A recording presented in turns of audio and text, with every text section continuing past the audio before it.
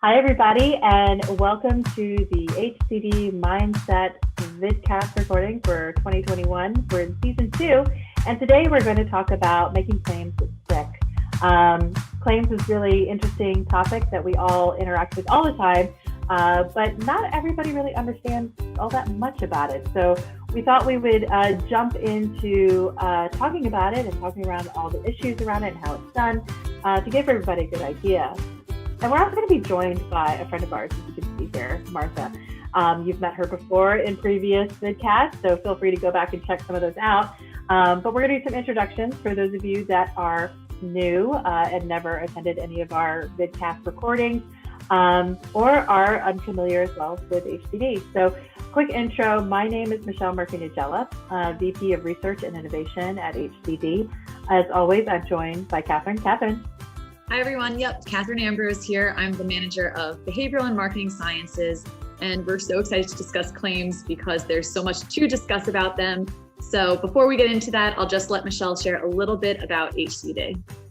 Yep. So if you're not familiar already, HCD is a market research house that basically looks at a holistic understanding of the consumer experience, whether they're perceiving something, evaluating something, or just responding to some sort of experience.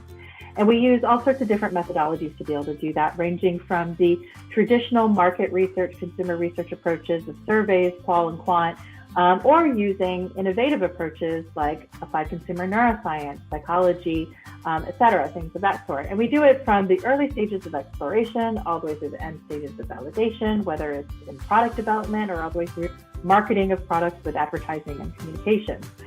Any of our approaches can be done in person or in the lab, so central location or online. And we've done it all over the world, so you can do it anywhere where you need to do your research. So now I'm going to continue on to where we're going to introduce Martha, who has joined us in the past. And she has a lot of really unique expertise that really helps us in a lot of these discussions. And we really thought she'd be great to have in this discussion about claims because of some of the industries that she's worked in and her familiarity with some of the rules that are around making claims. So Martha, do you want to tell us a little bit about, just a brief thing about your background?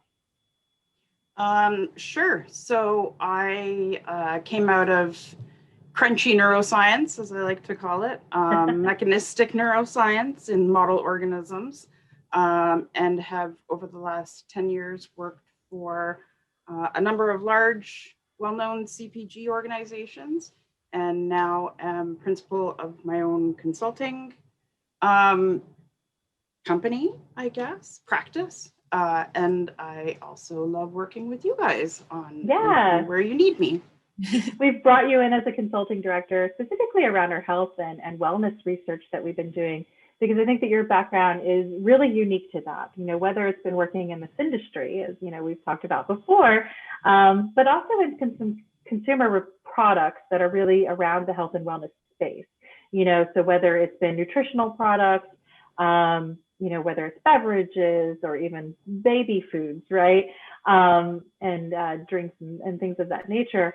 But I think that a lot of the reason why we thought you'd be good for this is because those types of products do require like some special work around claims, right? Oh, definitely, for sure. And you have everything from in those few products, beverages and let's say inhalables, tobacco or cannabis or vape, whatever compounds. Yeah, all very highly regulated. And if you're trying to make a claim there, it's very difficult. So depending what kind of claim, but in general, all of them are quite difficult. So yeah. So what is a claim? I think that's a good place to start because I think some people are probably familiar with some super obvious claims, right? It's really anything you see labeled on the package that isn't the name of the product, right? Or like a description of the product. So here we've got a couple here. I like the one that says helps reduce hair loss with an asterisk, right? Because I think that's the way a lot of companies do their claims. They put an asterisk in there because yes, it helps reduce his hair loss in this very specific situation. But that's what a claim is, right? So you have this basically research that is showing the effectiveness maybe of a product in whatever capacity that might be, right? Does that say lower your cholesterol 4% in 6 weeks?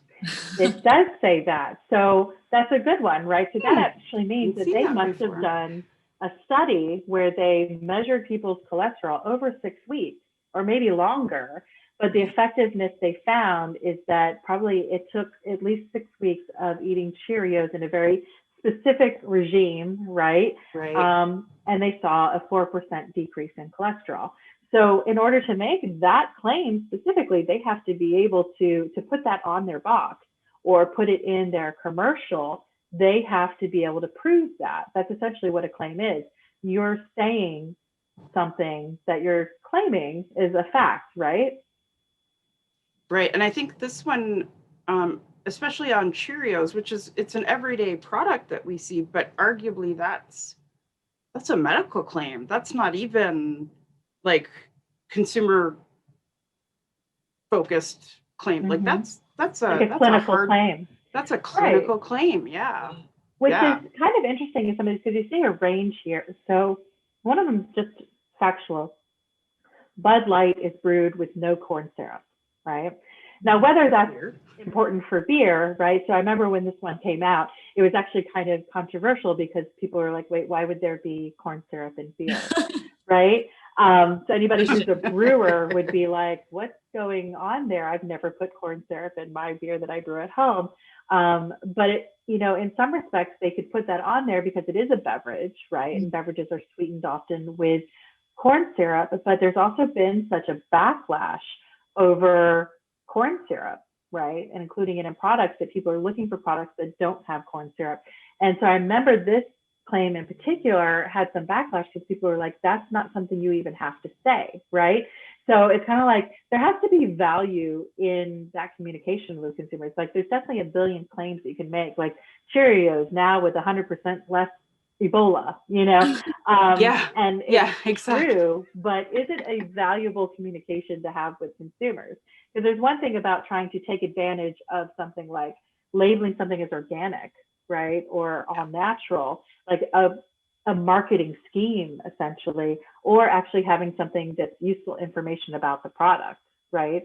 So kills 99% of viruses and bacteria seems like a decent usable claim as a communication, but brewed with no corn syrup, if that's not really a problem with beers, seems like it could be just like a marketing scheme, right? It does seem like claims in particular, the objective with claims is finding a way to differentiate yourself.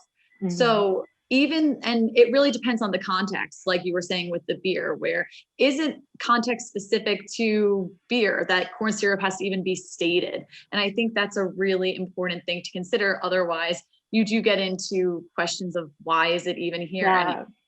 Well, because it does kind of imply, so them saying brewed with no corn syrup is kind of like implying that the competitor is, right? So I think that is actually one of the attacks that Bud Light ended up receiving, was that the competitors were like, wait a minute.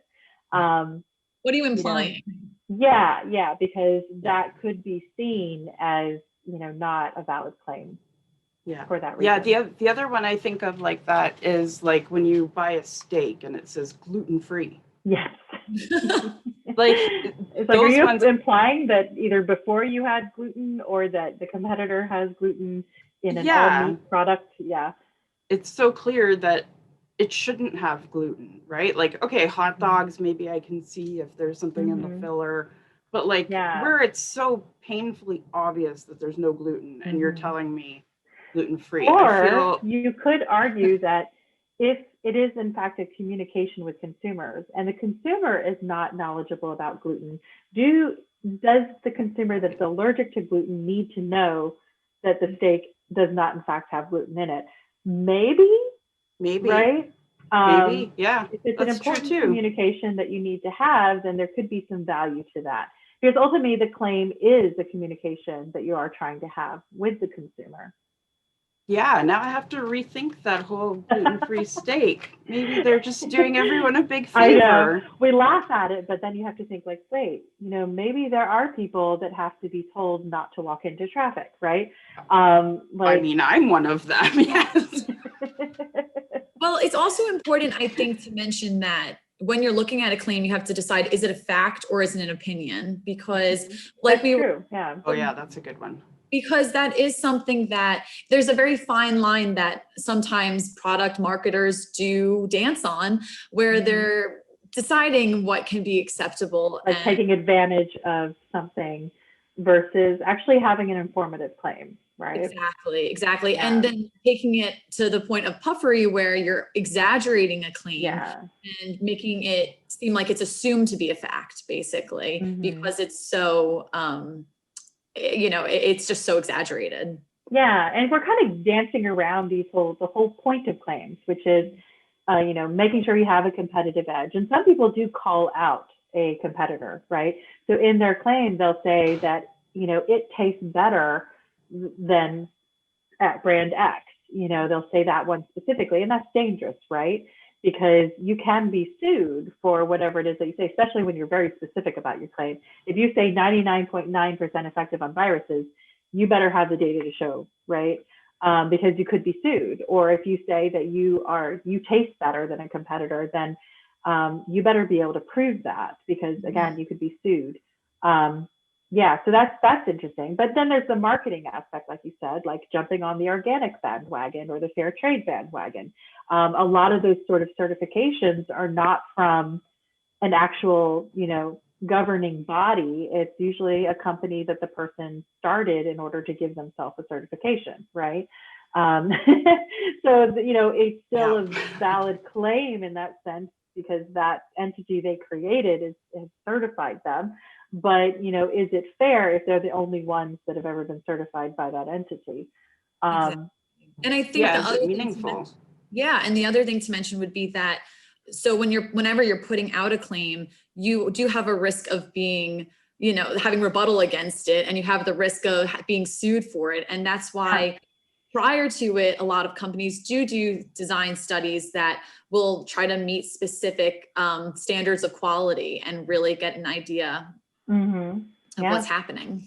It could be product safety claims, right? You might want to have that, for example, on children's products, right? So car seats, for example, that they've been tested for their quality, or endurance testing on belts for your car, right? These are very important things to have. Product safety, product performance, kind of like we were talking there with the 99.9% effectiveness, like showing that it's effective. Quality of the product and ingredients, again, that it's fair trade or that it's organic or whatever it might be. And there's the preventative measures like that cholesterol thing, right? So being able to say that, taking this supplement for, 10 days, or maybe even this cosmetic, right? So this facial lotion is going to reduce wrinkles or strengthen your teeth, whatever it might be, soften your hair, any of those sort of things, maybe more preventative measures of damage, right? So Martha, I'm curious, when should claim testing be done? When do you think that should happen within this process? When should, in the process of product development? Yeah.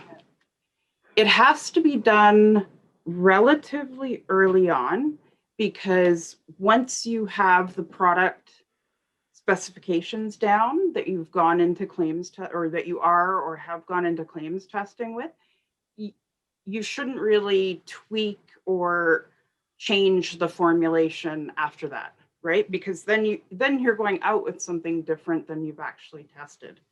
So, early on in the process, I've had sort of consultants when I was in CPGs tell me, as soon as you make any change, it doesn't matter, you have to go back, because if not, how do you know that your claim is solid when you're going out, right? Like as a producer, you have to feel confident, but then who hasn't seen product development where tweaks are happening until release? But you have early stage and later as well, because so much is going to happen in between. I was just talking about this with a client where you can have an active in your product, right? But once you start adding different flavors to it, you really want to see how that changes, right? Because that can definitely signal different things. The product experience changes. That can definitely affect the efficacy, right? Right. Yeah, absolutely. And not to say that like, you must do all of your claim testing early on, but if you're doing your claim testing early, then if you're changing things through the process, or say even in scale up or wherever you need to make a tweak, make sure that a consumer group or whatever, however it's defined, doesn't find a difference between this product and the one that you did your claims on. Right. So at least you have that sort of body of evidence that, yes, you've changed it, but in the spirit of maintaining the claim that you had on this previous iteration, you've done the legwork to be able to use that claim going forward. So even, very strict, but there's ways that you can work with it, right? Like it's not ridiculous. So yeah, but it might change the type of claim you can make too, right? Because if you want to say cleans better, you could base that claim on the active, right? So I could say that my spray has bleach in it, and bleach cleans better than no bleach. But if it really is the entire formula, then you want to make sure what you're saying your claim is about, right? Yeah. Yeah, like you can imagine like an air freshener having that concern, right? Like it makes the air smell better, but if it doesn't start working, if you change something and it doesn't start working for a few seconds, then what is the consumer? Yeah, what's the consumer left with? And that ends up being a really interesting one too. So, that brings in this whole sensory versus performance idea where, okay, it takes a couple seconds until the person even experiences it. So let's take the bleach example as an example. Like if you were to clean your windows with bleach, they would definitely be very clean. But they might actually not look cleaner unless you have the rest of the formulation that makes the glass shiny, right? Right. And doesn't leave streaks or whatever it might be. So I think that it's worth it to do sort of different types of claims testing, right? So especially if you have a cleaning product or really anything like that, it's doing what it's supposed to do, it's cleaning, but also the perception of that effect. Is that a real effect, Right. I see it as you're trying to get an objective testing basically to support that performance that's happening, at least with this part of it. Like you were saying with the streaky window, it could be clean from that perspective of it was cleaner than it was before. But if I still see streaks, I'm going to be like, well, I have to clean it again. Yeah. And maybe that also comes with like, well, what is the definition? What are the definitions that you're using? So what does clean mean? Does it mean that you've killed all the bacteria, or does it mean that there's no crumbs, right? Because crumbs is not bacteria, right? And so it could be bacteria free, but still have dust. Right?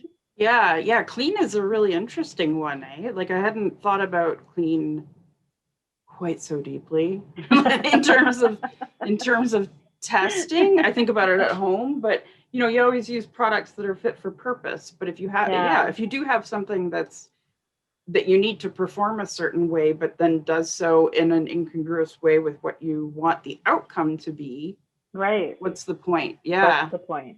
Yeah. I have to.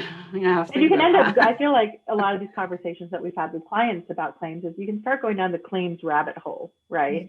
Because it's like, okay, what is this defined as? What is that defined as? Because you do have to be clear, but then some of these things 100%. end up being nuanced because, especially when you're talking about a sensory or a perceptual claim, because okay, it looks cleaner.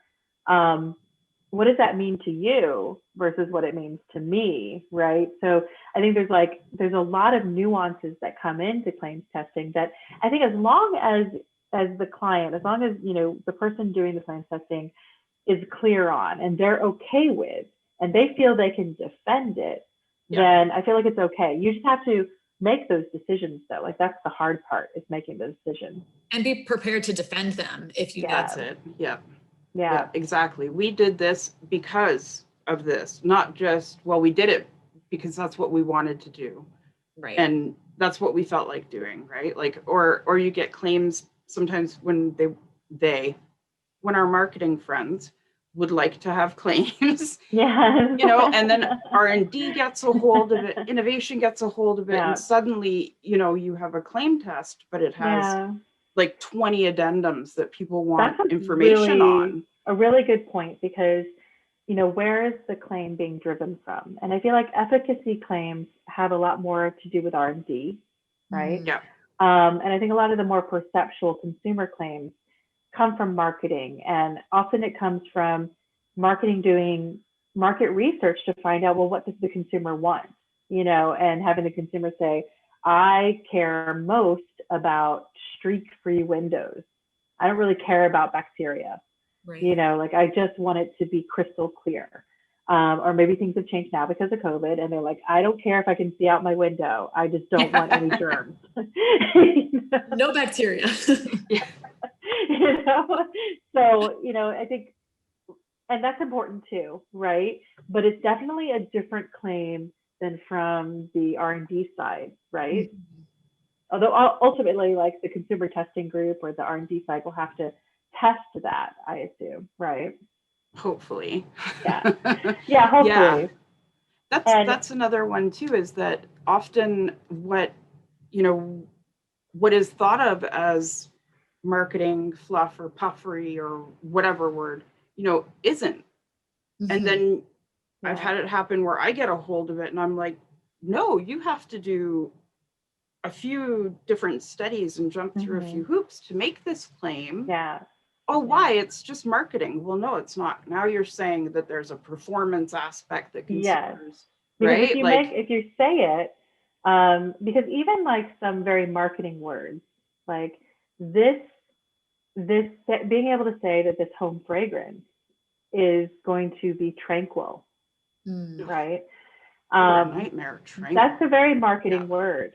It's not really, I think R&D can say, okay, these fragrances are X, Y, and Z. They are considered tropical or floral, or how strong they are, or they do cover up malodor. They can do those sort of tests. But when it comes to making a claim like, oh, this is tranquil or makes you feel relaxed, that's more complicated, right? And sometimes impossible to do. Because, one thing we found in a study, like just as a side note, was that different countries, and this is kind of listed here as far as the consideration, but when you think about an escape or a vacation or what is tranquil, people in the UK might view that differently than we do in the US, and even Canada is going to view that differently than we will in the US.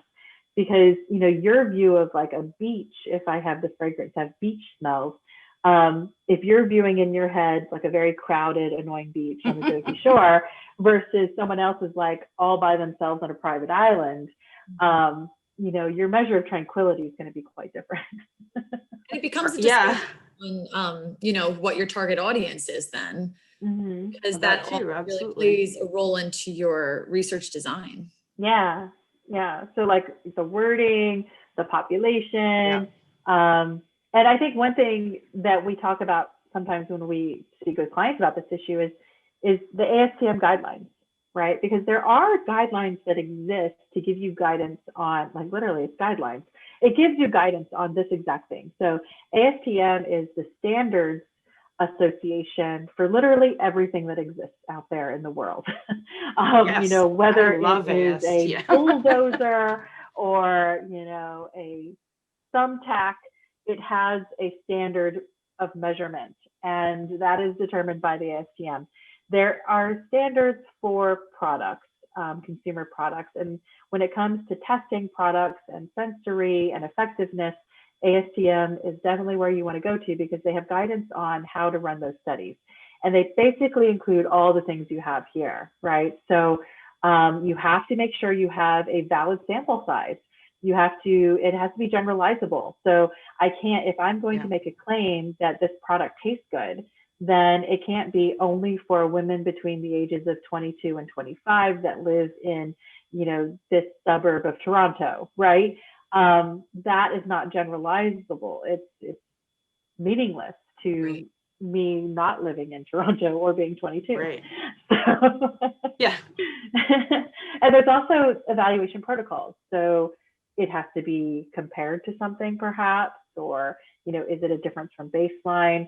How are you collecting that data? Do you surveys?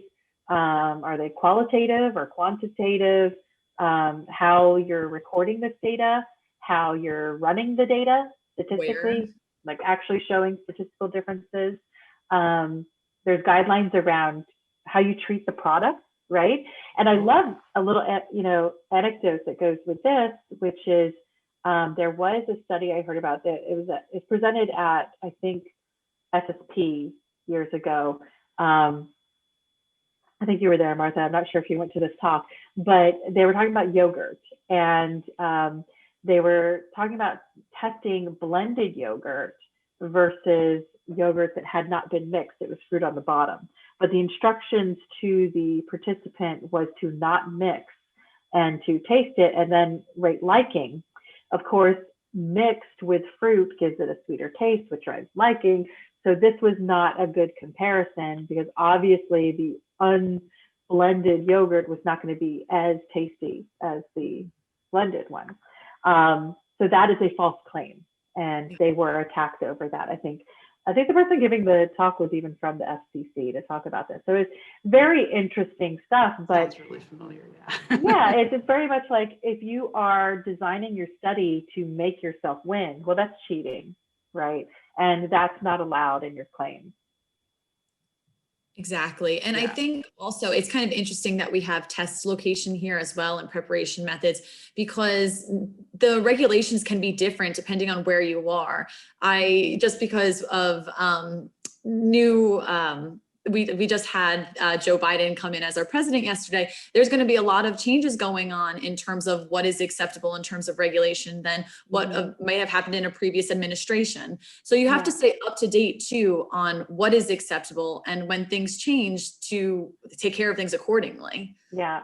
And so you have to think about what that means too for your claim, because if, for example, it's legal to do the testing in one location and not another, which may very well happen with something like cannabis, right? Is it then generalizable? Well, no. Right? Yeah. The other thing that often isn't considered when there's all the excitement about let's put a claim on it. Your claim doesn't last forever, right? Yeah.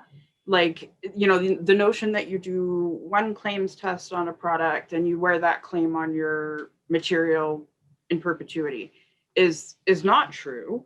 And I mean, segments change, right? Like segments are made of individuals. So of course these things change with market changes, with other competitor products coming out.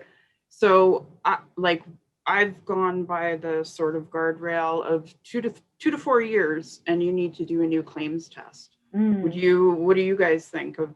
No, that makes sense to me. I think with the changes that happen, also the types of claims that are made. I mean, if you're making competitive claims, you definitely have to check that again, because the other side's changing too, right? I would also say it depends on what happens in those 2 to 4 years, because like we knew from 2020, even if you did some claims testing in 2019, it could be very different depending on what somebody or what your sample size went through. And that could also be another reason why it might be better to retest sooner. Absolutely. Yeah, that's a really good thought. What could happen? Global trends of stuff happening. Yeah. And that's certainly why retesting is important. But the reason it's important to retest is because you could very well be sued, right? So either the FCC will shut down your advertisement, right, that you're having on radio, TV, whatever it might be, because it's either dangerous or blatantly false or whatever it could be. But you could be sued by a customer.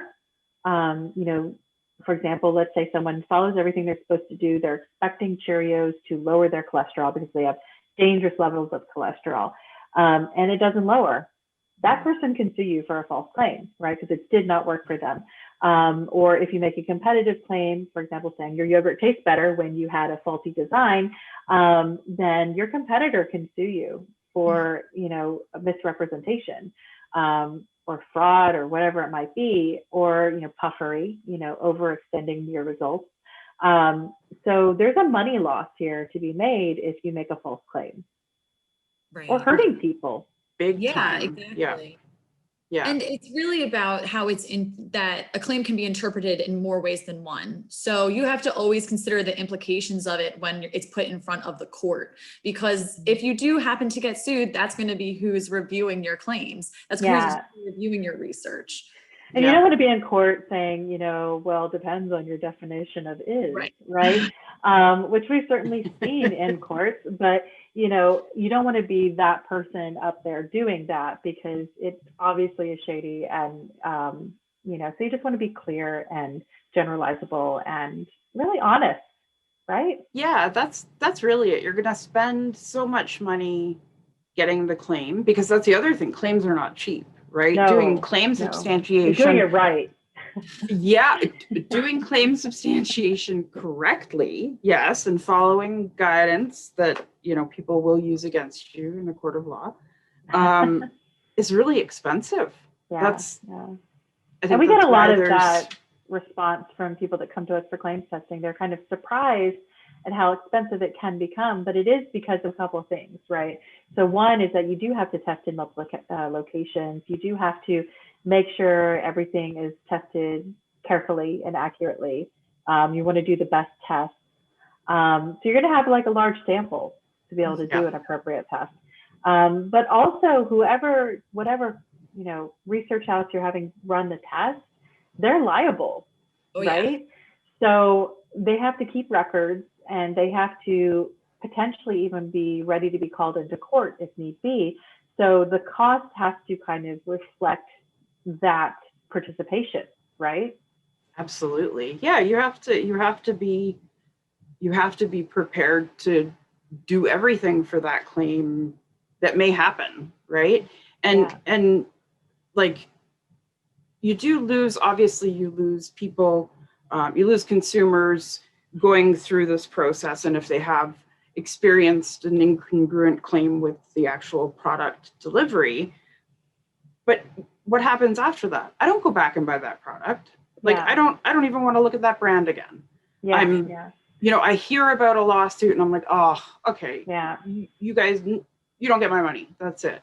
Yeah. So there's, generations of consumers lost to bad claims. Yeah. And I think that's a bigger potential negative outcome than even, being taken to court or having to take a claim off, is having people know that. There's also, like, it kind of reminds me of a whole nother part of claims testing is, okay, there's actually showing that, the claim works, right? So saying that, okay, this magical lotion is going to take away your wrinkles. Maybe it does. Maybe we can show that. But is that actually something that either the consumer wants or that they find believable? Right? Well, that's something I was thinking of too, is even if you're going through a research design and you give somebody something, but then you make a face at them, and then it, that'll influence, if you're making an ugly face or something like that, it's going to influence how they, their product experience. So if you're making that, if you're having that type of a demeanor in the testing phase, that's going to then reflect in the data and then affect your claim. So it would affect how a consumer, because maybe it's not something you believe. I've definitely tried something where I'm like, oh, this is not as good as it was advertised. Yeah, absolutely. It's like you said, you lose the consumer after a while. Yep, there's hype, right? Like, oh, this is kid approved, or whatever kind of exciting claim is being made, that every parent everywhere is like, oh, this vegetable is gonna be loved by my 5-year-old. Awesome, I'm gonna buy all. The answer is no, it won't. Yeah, right. So I think that's a good point, that there's the claim itself that needs to be tested appropriately, but then like the actual numbers or whatever it might be on effectiveness. But then there's also just the claim, like psychologically, is it appropriate? Is it believable? What is it accomplishing here? Kind of like, the gluten-free steak or the, corn syrup-free beer. Like, is it appropriate? Is it believable? What kind of effect does it have on the perception of your company? Are all additional questions that perhaps should be answered when you're doing your claims testing. But I think this is a fun conversation. We're actually planning on having an additional conversation, because a little bit deeper into claims type of stuff, but more around, again, bringing Martha in with the sort of CBD aspects of it, or the cannabis aspects, or the industry aspects of things that involve in wellness, really. So effectiveness and some nuances around that. So join us for that next time when we bring Martha in to talk about that stuff. But thank you so much for joining us today, especially you, Martha, for this conversation. Thank you. Do hit subscribe and comment below, because we love to hear from you. We'd love to get ideas and things that you'd like to hear about. And yes, so subscribe so you can hear more. Reach out to us if you'd like. You can email us directly. We have all our information here. You can also link with us on LinkedIn, follow us on our blog, tweet with us, send smoke signals, carrier pigeon, whatever it might be. We love hearing from you. So please reach out to any of us, and we hope to have you join us next time. Definitely when Martha is here to talk more about cannabis, because that's always fun. But yeah, thanks, Martha. Thank you, guys. See you soon. Bye, everybody. Bye.